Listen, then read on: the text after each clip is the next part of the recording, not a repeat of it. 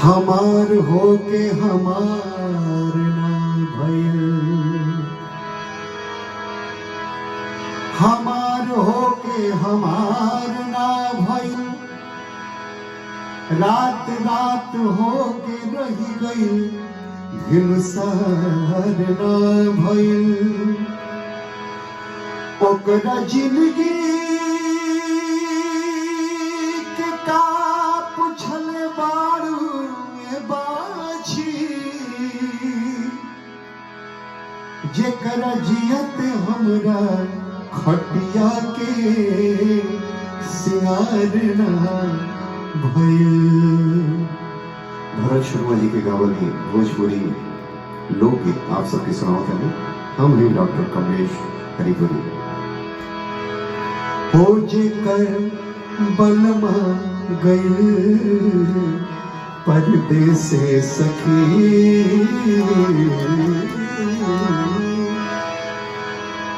जेकर पियवा गइल परदेसे सखी, ओकर ससुरा से नीक नहीं हरवे बा, ओकर ससुरा से नीक नहीं हरवे बा, जेकर बलमा गइल परदेसे सखी।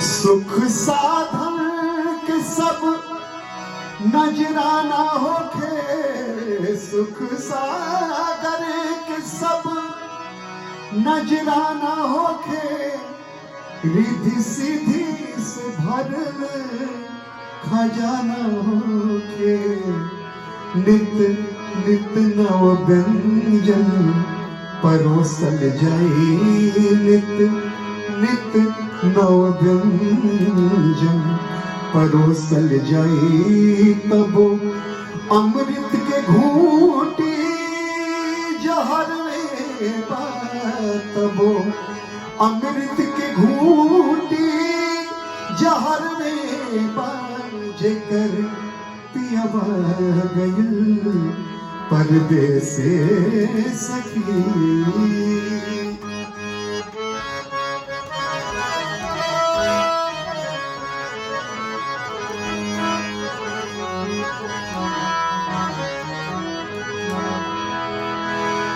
बेधे पुरवा पलंग पे सुहागिन होके, बेधे पुरवा पलंग पे सुहागिन होके, डसी कुसुम के जैसे नागिन होके, डसे कुसुम के जैसे नागिन होके,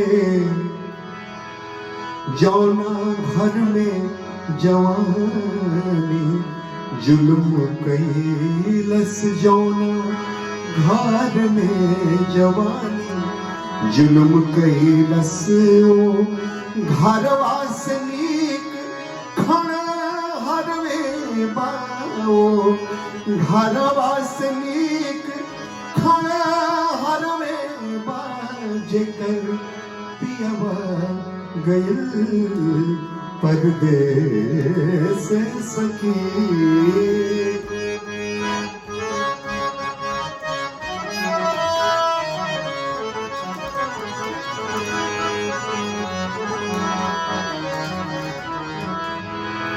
और अंत में लाल लहंगा ब्लाउज तनिको ना भावे, लाल लहंगा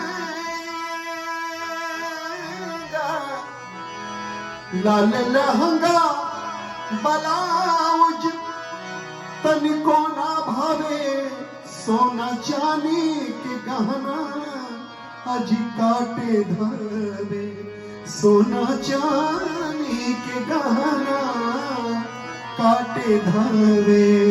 कमलेश हरिपुरी भरत के बढ़े बेदना कमलेश हरिपुरी भरत के, बढ़े बेदना गर्मी गजरा के हार, आज गर्मी गर्मी गजरा के हार, आज गर्मी जेकर बलमा गइल परदेसे सखी ओकर ससुरा से नीक नहीं हरवे ओकर ससुरा से नीक नहीं हरवे जेकर बलमा बसे परदेसे सखी, जेकर पिया जी बसेले परदेसे सखी।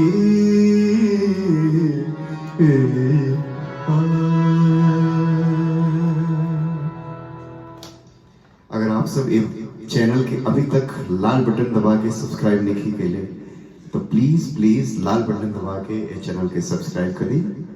हम एगो आप